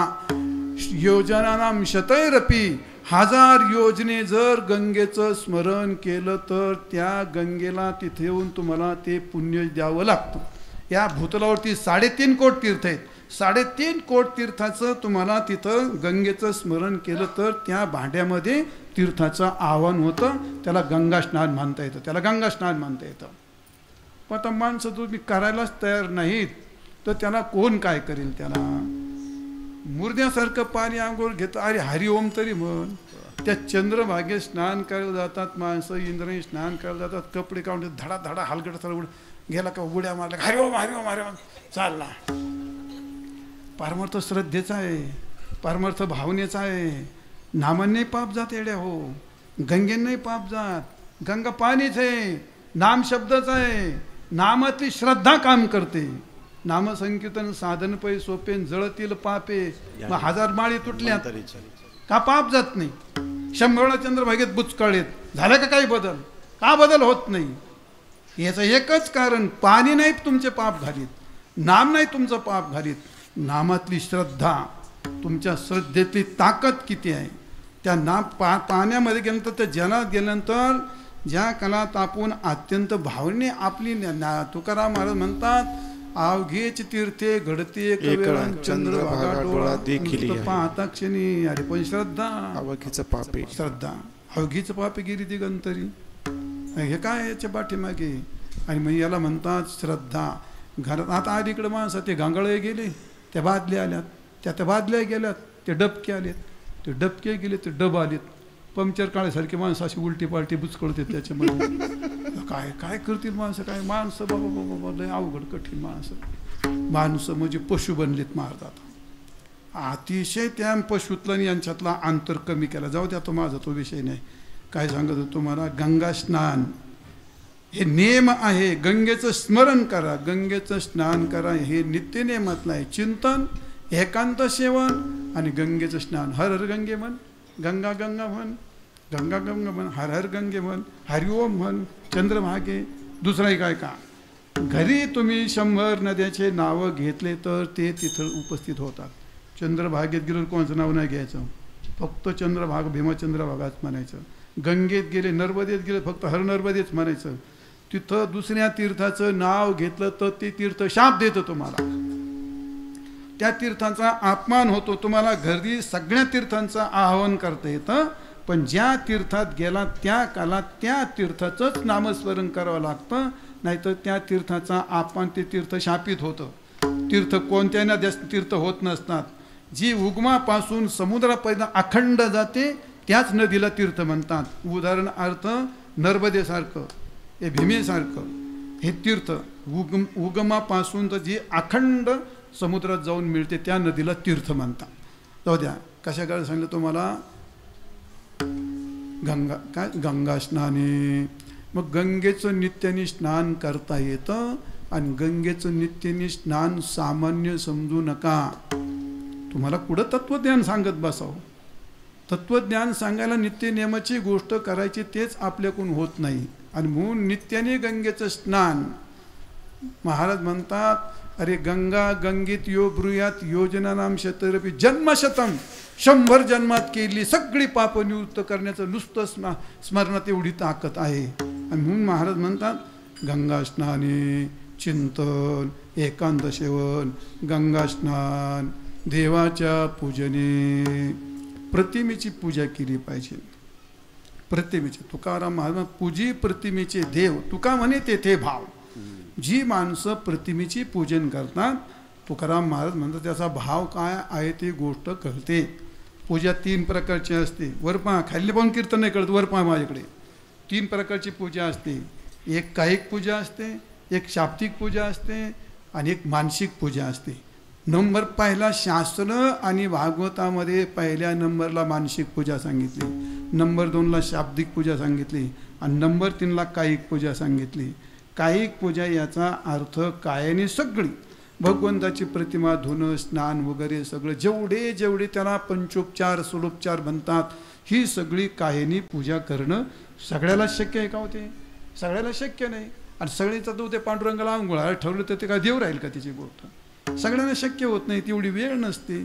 आणि मग कासयाने पूजा करू केशराजा हाचे संधी शब्दाने त्या पूजेचं वर्णन करणं याला म्हणतात शाब्दिक पूजा. आणि तिसरी महत्त्वाची पूजा आहे, तुकाराम महाराज म्हणतात, करावी ते पूजा मनेची उत्तम लौकिकाचे काम काय आजे. मनोमय पूजा हेच पडिये केशी राजा. मनाने करणारी त्याला मानसिक पूजा म्हणतात. आणि मानसिक पूजा ही भगवंताला लवकर प्रिय होते, लवकर पोहोचते. कारण तिथं आघावपणा करता येत नाही, कारण मनाने सगळं डोळे झाकले. मानसिक पूजा कशी करायची? तुम्हाला कृष्ण आवडतो, राम आवडतो, पांडुरंग आवडतो, ज्याला जी प्रतिमा आवडते ती प्रतिमा उभी करायची, स्नान घालायचं, दहीदूध घालायचं, स्वच्छ वस्त्रांनी पुसून काढायचं, स्नान झाल्यावरती वस्त्र घालायचे, सगळे दागदागिने घालायचे, हार घालायचे, आरती करायची, भगवंताला भोग द्यायचा, दूध पाजायचं, नैवेद्य दाखवायचा आणि पानाचा विडा द्यायचा, दर्शन घ्यायचं, भगवान आपला आशीर्वाद देतात. ही सगळी मनाने संकल्पना उभं करणं याला म्हणतात मानसिक पूजा. आणि ही 1 नंबरची तुकोबा मनोमय पूजा हेच पडी केशराजा, हेच पडी भगवंताला ही फार प्रिय असते. करावी ती पूजा मनेची उत्तम लौकिकाचे काम काय असे. आणि म्हणून अशी पूजा देवाच्या पूजने मानसिक करा, शाब्दिक करा, कायिक करा, पण नित्याने भगवंताची प्रतिमेची छोटी मोठी पूजा करावी. आता आपल्या समाजात बहुतेकांचा प्रत्येकाच्या घरात देव असतीलच अशातला काय भाग नाही.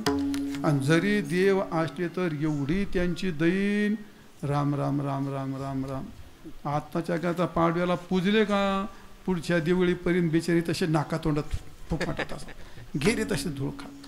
आणि ते तसेच काय नाही घ्यायचे, आंघोळ केली, गंध घेतला, असा उघडला का हाताने घ्यायचा ना असा शिंपटायचा. त्याच्या नाकात चाललाय का त्याच्या तोंडात चाललाय एवढाली थेगुडवर येते त्या देवाच्या तोंडवर असे रोज जायचा आणि शिंपडायचा असं. याला काही पूजा म्हणतात का? ते त्याला पूजा नाही म्हणत महाराज. ती पूजा करायची म्हणजे यथोचित पूजा करावी लागते असं आहे. बहुतेकाच्या घरात देवच नाही, असले देव तर त्याला नैवेद्यच नाही. हा नैवेद्य देवाचा नैवेद्य काय असतो? तो यज्ञशिष्टा शिन संतो मुच्यंते ते पिकर मुच्यंते ते पिकर्मभी काय भुंजते तुगम पापा हे पचंत्यात्मकारणात. म्हणजे यज्ञशिष्टा शिन संतो भगवंताला नैवेद्य दाखवून खाल्लं तर त्या अन्नाला अमृत असं म्हणतात. यज्ञशिष्टा शिन संतो मुच्यंते सर्व किलबिषयी सगळे पाप. अरे हे छोटा छोटा परमार्थ टाकून माणसं दुसरंच कशाला आभाळाला कवळी घालायला पाहतात. पांडुरंगाला नैवेद्य दाखवायचं म्हणजे काय दाखवायचं आहे? रोज पोळ्या करायच्या काय नाही, पोळ्या नाही करायच्या. तुम्हाला जेवढं तुम्ही जे घरात केलं ते, नाही तर अंड्याच्या पोळ्या दाखवतात जे घरात केलं ते. काय भरोसा नाही बाबा तुमचा. हां जतन बोंबील घेऊन वारकऱ्याच्या घरात नसतं ते म्हणा. भाजी भाकरी जे इकडं पहा, भाजी भाकरी जे केलं एका माणसाला जेवण आपण पूर्ण वाढतो तेवढं ताटात वाढायचं, भगवंताच्या पुढे ठेवायचं, पाणी फिरवायचं. येत असलं तर अभंग म्हणा, एखादा श्लोक म्हणा, नसलं तर भावनी पाणी फिरवा, दर्शन घ्या. तो यज्ञशिष्टा ते अमृत होतं गीता सांगते. आणि ते तुम्ही आणा टोपल्यात टाका, कालवणात कालवून टाका, सगळं जळून खा. याला देवाचा नैवेद्य म्हणतात. याला देवाचा नैवेद्य झाला पाहिजे, देवाला पूजा झाली पाहिजे, नैवेद्य झाला पाहिजे. बहुतेच्या घरात देवच नाही, असले देव तर त्यांची पूजाच नाही. आणि असली पूजा त्याला निवेदच नाही. एकदा कधी निवेद दाखवायचा दिवाळीला, त्याच्यानंतर पाडव्याला, नंतर गेला शिमग्यापर्यंत फाक्या मारीत बसला तसा. आणि पाडव्याला आणि दिवाळीला निवद तो निवद नसतो. मग काय असतो? नैवेद्य नसतो, तो निवद असतात. निवद उंदराच्या काना एवढ्याची मग तिथून रंगोबाई घे निवड ओढून का तवा तापत इथं तवा तापतो म्हणून निवड टाकी तिथे मग का उंदराच्या कानासाठी एकदाच 30-35 तवीर टाकून देते गोष्ट खरी आहे का खोटी हां हां मग एवढं खरं बोललं जा कीर्तनात ते माणसं खरं बोलतात 30-35 टाकून द्यायचे कबरे बांडे उलथे पालथे जळालेले काही पोळालेले काही पांढरे झाले इकडं कोचा गेला तिकडं कोचा गेला आता रंगोबाई का कायला इंजिनियर झालेली आहे तिला घे ते नैवेद्य एकदा ताटात काढून आता देवाचं नशीब असं फुटकं त्याच्यावर तिचं वरण भात नाही काय नाही झालं मग तुम्ही न्यूजवर काय ठेवू तुम्ही रंगोबाई घे गुळाचा खडा आता गुळाचा खडा घेतल्यानंतर मग आता गुळाचा खडा ठेवता का बाय काय करता तुम्ही ते गुळाचा खडा घेतला गुरुजी असा गुळाचा खडा घ्यायचा असं नखाने टोक करायचा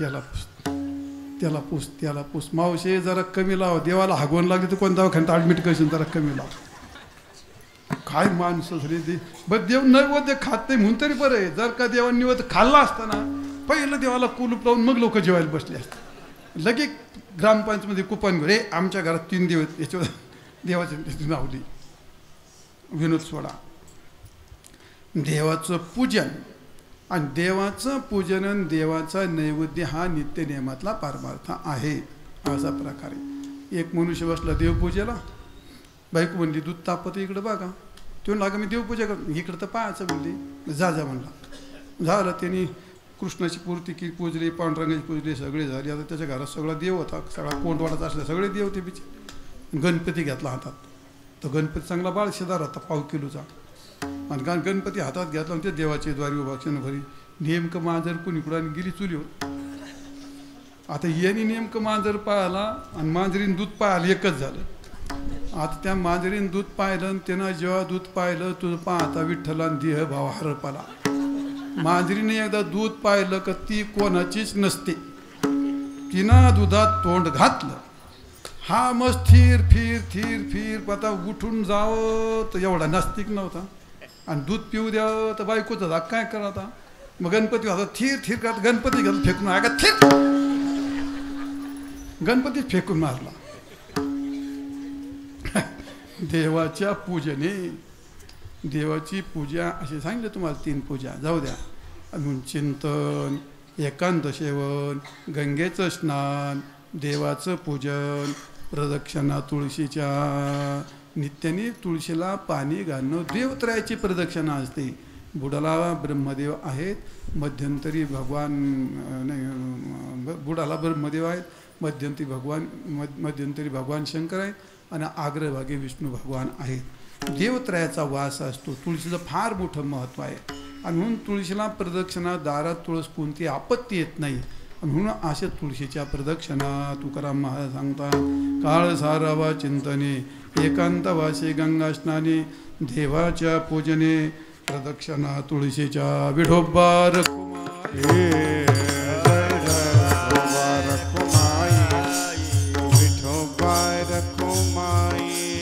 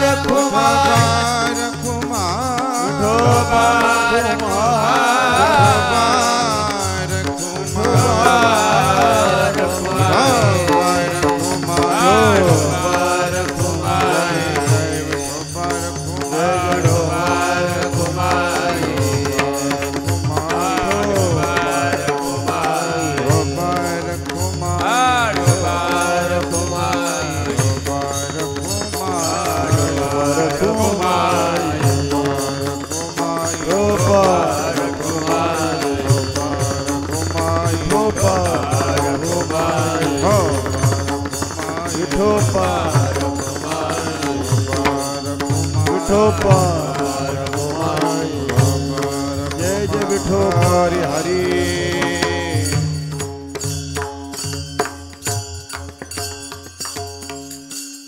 सहरावा चिंतने एकांतवासी गंगा स्नानी देवाच्या पूजने प्रदक्षिणा तुळशीच्या युक्त आहार विहार नेम इंद्रियासी सार नसावे वासर निद्रा बहुभाषण.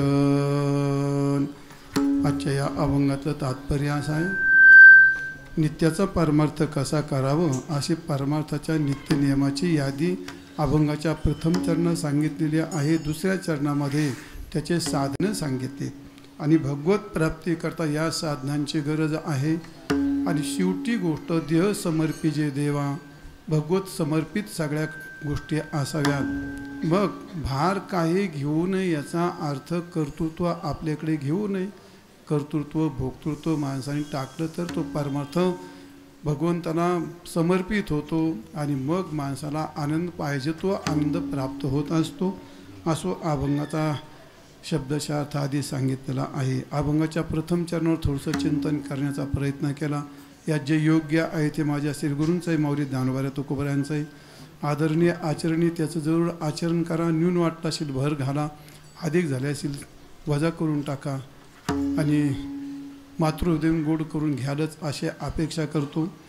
आजची ही कीर्तन सेवा या ठिकाणी भोईरवाडी मान या ठिकाणी मूर्तीप्राण तीर्थ हा चाललेला तुमचा अत्यंत भव्य आणि दिव्य कार्यक्रम, छान कार्यक्रम, मस्त आहे. श्रोते चांगले आहेत, गाणारी मंडळी सगळी चांगली आहे, वाजवणारी त्याच्याहून चांगली आहेत, सगळी टाळकरी मंडळी माता भगिनी सगळे छान आहेत, मस्त आहे.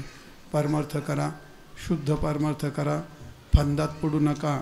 छंदी आणि फंदी या माणसाच्या हातात काही येत नाही. न लगे लौकिक सांडावा व्यवहार, घ्यावे वनांतर भस्मदंड. परमार्थात जी माणसं सोंग ढोंग करतात ती माणसं फार फसतात, दुसऱ्याला पण फसवतात. म्हणून परमार्थात सोंग, अरे सोंगे छंदे देव जोडे आयशे काय घडे जाण त्यानो. तुकाराम महाराज म्हणतात सोंग ढोंग छंदी फंदी महाराज नसतो आणि सोंगी ढोंगी महाराज नसतो. ज्यांना सोंग ढोंग करायचे ते समाजाला फसवत असतात ती माणसं. सोंगाच्या भानगडीत पडू नये, सोंगाला भुलू नये. कोणत्या बाबा बुवाच्या नादी लागू नका. तुकाराम महाराजांची गाथा वाचा, भागवत वाचा, ज्ञानेश्वरी वाचा आणि ते सगळं सांगतात. बायको संग कसं बोलायचं हे पण सांगितलंय, प्रपंच कसा करायचं हे पण सांगितलंय, खावं कसं, बसावं कसं, झोपावं कसं, परमार्थ कसा. काय त्या उगा फालतू माणसाचे कोणाचा आदर्श घ्या. तुकोबरायांचा आदर्श घेऊन जेवून जगावं, संतांचा आदर्श घेऊन परमार्थ करावं. हे भिकार बोंबल्यांचा काय परमार्थ, त्यांचा काय आदर्श घ्याता तुम्ही? त्यांच्यात आदर्श घ्यायसारखे काय गोष्ट, तर आमच्यासारखे काय माणसं आदर्श आहेत आमचे? आमचाच आम्हाला पत्ता नाही, खालती चाललाय का वरती चाललाय. आपण सगळे त्यांचे आदर्श घेऊन जीवन जगावं. सगळ्यात मुद्दा महत्त्वाचा सांगायचा आहे, तुम्हाला उपदेश नाही पण वस्तुस्थिती सांगतो. परमार्थ नेहमी पश्चातापाने करा, परमार्थ नेहमी पश्चातापाने करा. परमार्थ करत असताना एक दिवस तरी तुमच्या अंगावर शेरी उभे राहिले पाहिजे, एक दिवस तरी आपल्या डोळ्यातून पाणी आले पाहिजे. केव्हा तरी एकांतात बसून आपण आपल्याला जर शोधलं तर तुम्हाला सापडेल. मी नेहमी सांगतो, ज्ञानेश्वर्या पाठ करून माणूस बदलत नाही, गाथे पाठ करून काय कीर्तन करून काय होत नाही गुरुजी. मग त्याने ठरवलं पाहिजे मला बदलायचं आहे, त्याने त्याला शोधलं तर तो बदलतो. ज्ञानेश्वर्या पाठ करूनही झक मारते, कीर्तन करून नाही, ते धाब्यावर गाड्या उभे दिसतात त्यांच्या. करता काय त्याला? तुम्ही बदललं पाहिजे. आणि तुम्हाला बदलायला देव बदलित नाही, संत बदलित नाहीत, महाराज बदलित नाहीत, शास्त्र बदललं आहे. तुम्हाला पश्चाताप झाला, देवा माझं हे चुकतंय, मला हे सोडायचं, हे माझं चुकतंय, मला हे सोडायचं. ज्या दिवशी तुमच्या मनात पश्चाताप होईल सगळ्यात मोठं तीर्थ आहे ते. ज्ञानेश्वर महाराज म्हणतात अनुताप तीर्थे नहाला आणि नाहुनी मग जातावाला. ज्या माणसाला पश्चातापेनं शुद्धता नाही अनुतापे पांघरी देशा, ज्याला बदलायचं आहे, मी सगळ्याला उपदेश नाही करीत पण तुकोबऱ्याला सांग, ज्याला बदलायचं आहे, आपलं जीवन बदलायचं आहे, त्याने स्वतःनी ठरवायचं आहे मी कुठं चुकलो आहे आणि मला काय सोडायचं आहे. कीर्तन 100 कीर्तन ऐकून तर तसे बदल तर काहीच नाही होत ना. आणि म्हणून आपल्याला परमार्थ करत अंतर्मुखाने भगवत समर्पित सोंग ढोंग न करता असं जर परमार्थ केला तर निश्चित भगवंताला प्राप्त होईल. तुम्ही सगळे ते करतात आणि असंच करावं असं तुकोबारायांचा संदेश मी आपल्यापर्यंत मांडला. असो तो भाग. माझी वेळ संपली, मला थकवापणा आला आहे. आता तुमची कोणाची नावं घ्यायची आपली ती पात्रताच नाही. आपण आधी जाहीर सांगतो. मी तुम्हाला सगळ्याला सामुदायिक सांगितलं. गावकरी मंडळी, महान मंडळी, काय भजनी मंडळी आणि भाविक मंडळी, परिसरातली सगळी महाराज मंडळी, वारकरी मंडळी, आमचे विद्यार्थी लोक आणि आळंदीचे सगळे महाराज लोक. आता पाठच नाहीत नाव. मला अभंगाचे तुकडे आठवणार. तुमचे नाव कधी यायचे बरं? आपल्या प्रकृतीत नाही ते कोणाची लाल करायची. आपली तयारी घ्यायन तर नको घेऊ. आपण काय कोणाच्या लाल करायच्या भानगडीत पडत. तुम्हाला बरं वाटून येतं, वाईट वाटतं. मी काय त्याच्याकरता परमार्थ. आणि एक वाक्य सांगतो, ह्या व्यासपीठावर आपली स्तुती करावी ज्या दिवशी तुमच्या मनात असेल ना, संपला तुमचा परमार्थ. संतांच्या व्यासपीठावर आपली स्तुती करून घ्यायची. अरे हे पापाची अवदसा तुमच्या डोक्यात काय येते? कीर्ती मानवाची वरून नाही तुकाराम महाराज म्हणतात. नरस्तुती आणि कथेचा वेकरा. 2 शब्द औपचारिक व्यावहारिक, 4 शब्द 4 वाक्य बा झाले, विषय मिटला. ती पाणी लावलं, तिचे नातं बिन, तिची बायको बिन, त्याचे पोरं बिन. अरे काय की जाऊ द्या, मुद्दा संपवतो. मला थकवा आला. तुकोबारायांचा संदेश आपल्यापर्यंत पोहोचला. तुमचा परमार्थ फार छान आहे. असाच परमार्थ करा. संपलं. तुम्हाला चाल म्हणायची तर म्हणा. देह समर्पे जय देवा, देह समर्पे जय देवा, देह समर्पे जय देवा, देह समर्पे जय देवा. हर काहीच न घ्या, भार काहीच न घ्या, भार काहीच न घ्यावा, भार काहीच न घ्यावा. होईल आघवा, होईल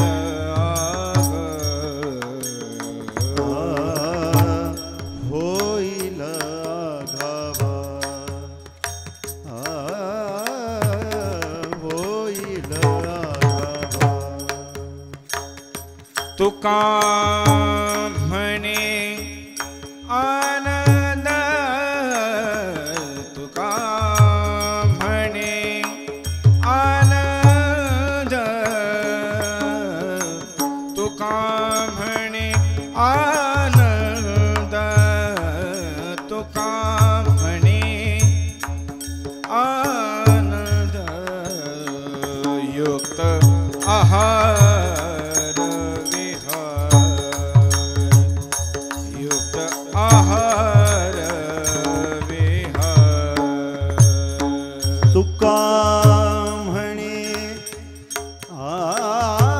आनंद, तुका म्हणे आनंद, युक्त आहार विहार, युक्त आहार विहार. नेमयेंद्रियाशी सार, नेमयेंद्रियाशी सार, नेमयेंद्रियाशी सार, नेमयेंद्रियाशी सार. नसावे बासर, नसावे बासर, नसावे बासर, नसावे बासर. निद्रा बहु भाषण, निद्रा बहु भाषण, निद्रा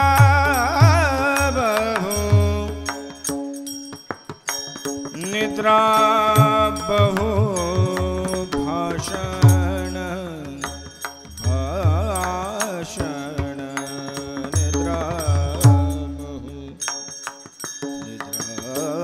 बहु निद्रा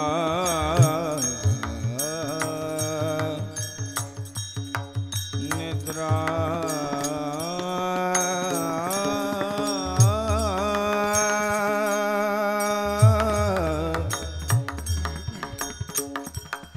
निद्रा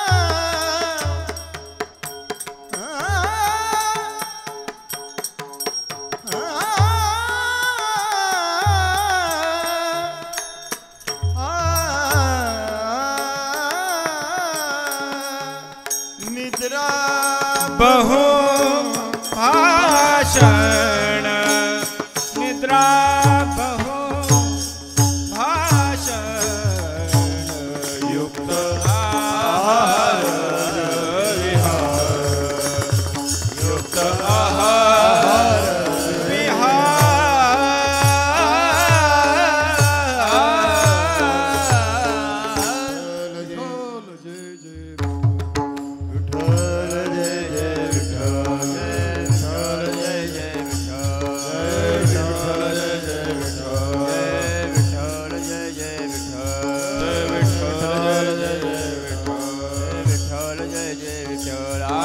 बोलिलेले कोरे वेडी वाकुडी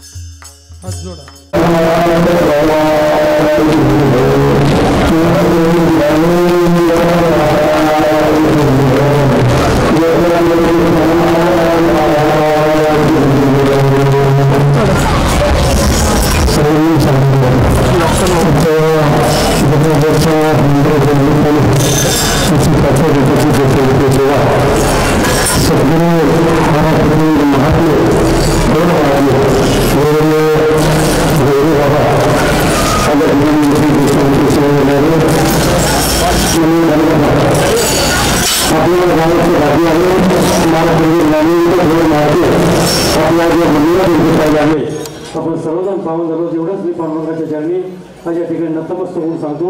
बाबांना विनंती आहे आणि पांडुरंगाच्या चरणी प्रार्थना करतो की पुढील वर्षी देखील आमच्या या कार्यक्रमाला आपण यावं. परमेश्वर निश्चितपणे आम्हाला आजच्या निमित्तानं आम्हाला आशीर्वाद देतील अशी अपेक्षा व्यक्त करतो. आपण आलात त्या अंतःकरणापासून ग्रामस्थांच्या वतीने आपलं स्वागत करतो. लाख लाख धन्यवाद देतो. आपल्या रोणाईमध्ये राहण्याचा मी आणि गावकरी मंडळी प्रयत्न करू. त्या ठिकाणी महाराजांना सन्मान देण्यासाठी हरिभक्तीपरायण वासुदेव भोईर, विकास सामना भोईर ताबडतोब आपण यायचं आणि महाराजांना सन्मानित करायचं.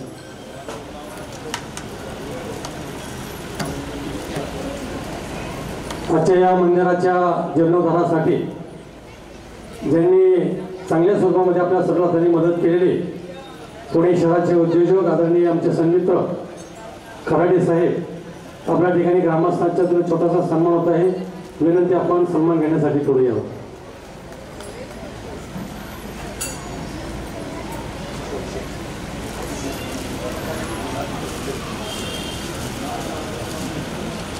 शरदराव खराडे त्याचप्रमाणे योगेश आढाव यांची देखील या ठिकाणी मदत झाली आहे.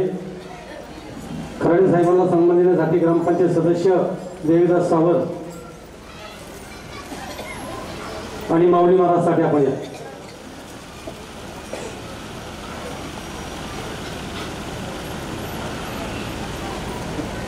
सर्व वेगवेगळ्या गावातल्या मान्यवरांचा वारकरी संप्रदाय मंडळींचा छोटासा समूह 5 मिनिटांमध्ये कौरव गोवाकडे या ठिकाणी सर्वांचा समूह थोडी आम्हाला संधी दे. तसेच उद्योजक योगेश आढाव यांचाही या ठिकाणी सन्मान होत आहे. आपण सन्मान आजच्या या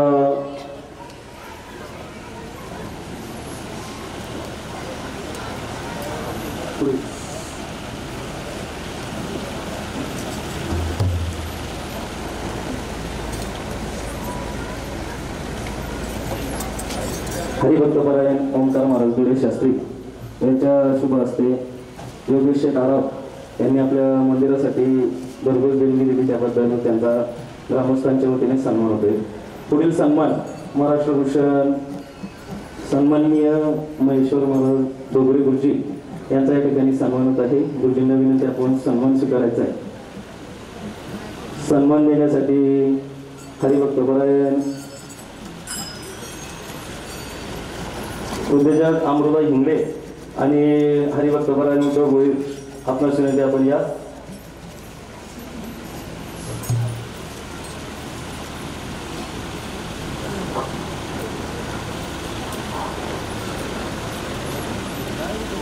हरिभक्तपरायण ओंकार महाराज दुडे शास्त्री आपणास विनंती. गायनाचार्य हरिभक्तपरायण सागर महाराज बदे आपणास विनंती आपण सन्मान स्वीकारायचा आहे. सन्मान देण्यासाठी राजाराम भोईर अंकुश भोईर आपण या.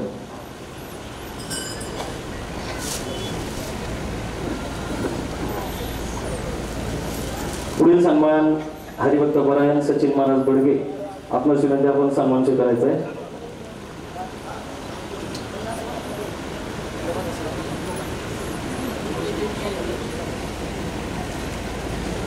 तसेच यश महाराज लांडे आपणास विनंती आपण सन्मान स्वीकारायचा आहे.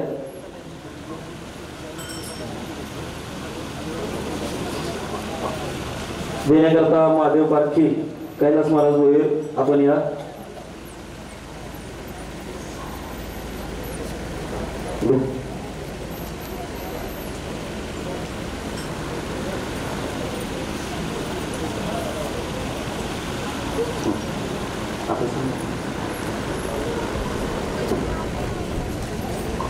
बालगुडी भजनी मंडळ, काशिक भजनी मंडळ, सुतारवाडी भजनी मंडळ, आंबराळेवाडी भजनी मंडळ, ओळवण भजनी मंडळ, माऊली वरकुटे आपल्या सेवेने आपण सन्मान स्वीकारायचा आहे. काशिक भजनी मंडळ तसेच हरिभक्तपरायण राजेंद्र महाराज दैवाते आपणास विनंती आपण सन्मान स्वीकारायचा आहे. तसेच पारखी महाराज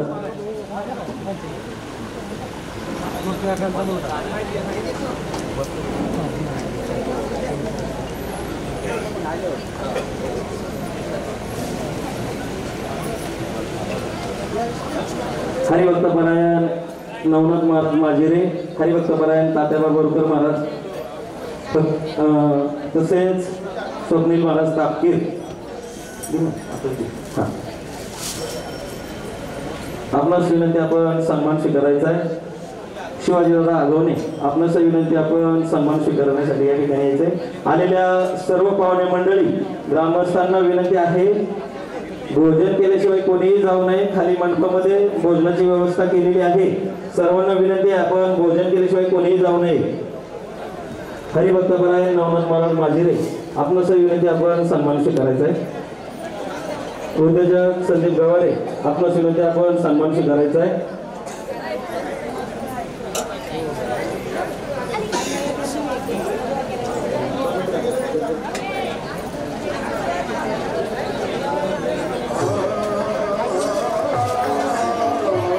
चांदेगाव भजनी मंडळ, चांदेगाव भजनी मंडळ आपणास विनंती आपण सन्मान स्वीकारायचा आहे. आंधळे भजनी मंडळ आपणास विनंती आपण सन्मान स्वीकारायचा आहे.